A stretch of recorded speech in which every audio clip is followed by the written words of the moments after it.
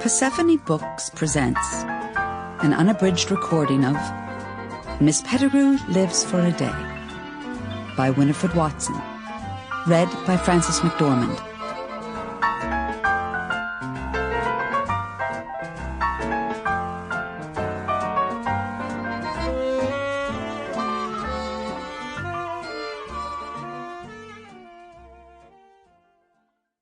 Chapter 1, 9:15 a.m.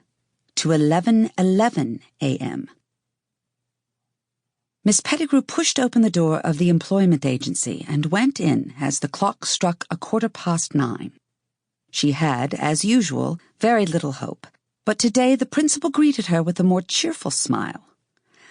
"Ah, Miss Pettigrew, I think we have something for you today.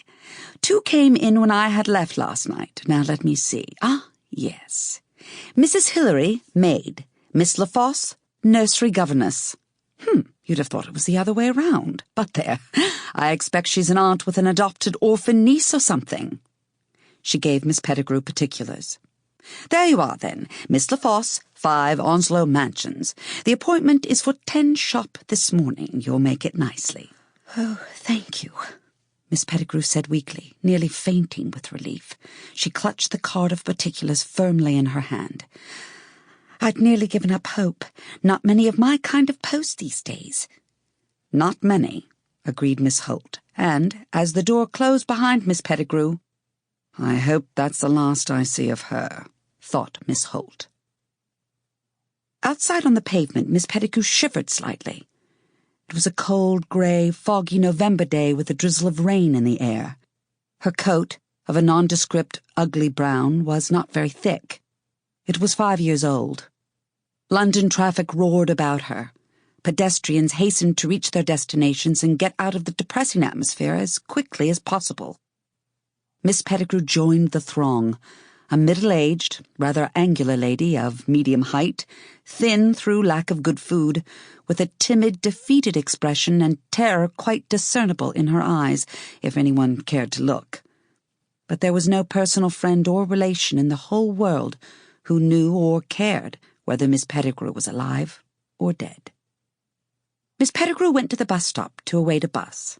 She could not afford the fare, but she could still less afford to lose a possible situation by being late. The bus deposited her about 5 minutes' walk from Onslow Mansions, and at 7 minutes to 10 precisely, she was outside her destination. It was a very exclusive, very opulent, very intimidating block of flats. Miss Pettigrew was conscious of her shabby clothes, her faded gentility, her courage lost through weeks of facing the workhouse. She stood a moment. She prayed silently. "Oh, Lord, if I've ever doubted your benevolence in the past, forgive me and help me now." She added a rider to her prayer, with the first candid confession she had ever made to her conscious mind. "It's my last chance. You know it. I know it." She went in. A porter in the hall eyed her questioningly.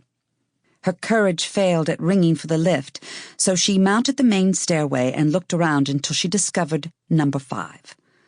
A little plate on the door said, Miss LaFosse. She looked at her watch, inherited from her mother, waited until it said precisely 10, then rang. There was no answer.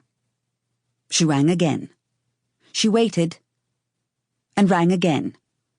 She was not normally so assertive, but fear gave her the courage of desperation. She rang, off and on, for 5 minutes. Suddenly the door flew open, and a young woman stood in the entry. Miss Pettigrew gasped. The creature was so lovely she called to mind immediately beauties of the screen. Her golden curly hair tumbled untidily about her face. Sleep was still heavy in her eyes, blue as gentians. The lovely rose of youth flushed her cheeks.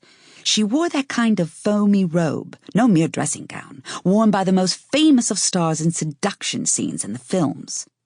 Miss Pettigrew was well versed in the etiquette of dress and behavior of young women on the screen. In a dull, miserable existence, her one Sample complete. Ready to continue?